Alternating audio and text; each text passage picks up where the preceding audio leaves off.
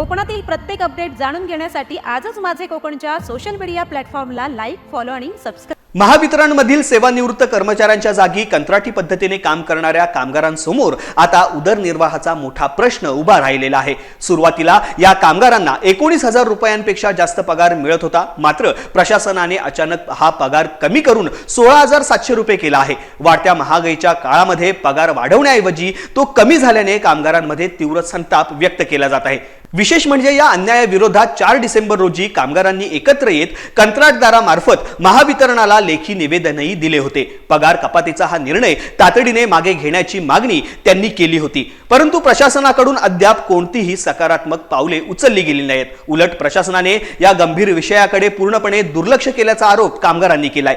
पगार कपातीमुळे कामगारांच्या कुटुंबावरती उपासमारीची वेळ आली असून आता प्रशासनाने वेळीच लक्ष न दिल्यास आंदोलन अधिक तीव्र करण्याचा इशारा कामगारांनी दिला आहे.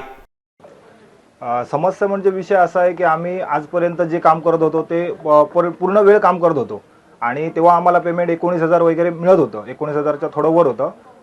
तर ते पेमेंट मिळत असताना आम्हाला वाटत होतं की ठीक आहे, भविष्यात थोडंफार पेमेंट वाढेल तर तेवढं अजून थोडं सुलभ होईल काम करायला.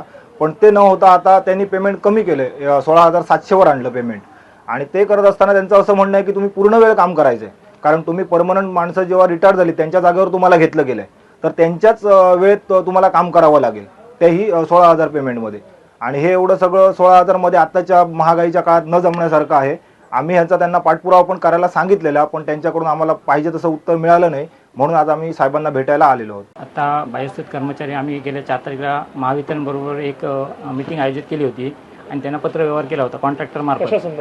आमची काही पिळवणूक होते, वसुलीबाबत आम्हाला त्रास होतोय, अन्य काही आमच्या कामगारांचे पैसे घेऊन त्यांच्यावर भ्रष्टाचाराचा एक वेतन वगैरे सगळे आरोप सिद्ध करण्यासाठी पत्रव्यवहार केलेला होता. पण आजपर्यंत त्यांनी पत्रव्यवहार केला त्यांनी आमच्याशी, पण तो ढोबळ स्वरूपात केला असं आम्हाला तरी सर्व कर्मचाऱ्यांना वाटतं. त्यासाठी आज आम्ही आमच्या कुडाळ मतदार विभागचे आमदार डॉक्टर निलेशजी राणे साहेब यांची भेट घेऊन त्यांना आज आम्ही निवेदन देऊन पुढचं नियोजन करण्याचं आम्ही ठरवलेलं आहे.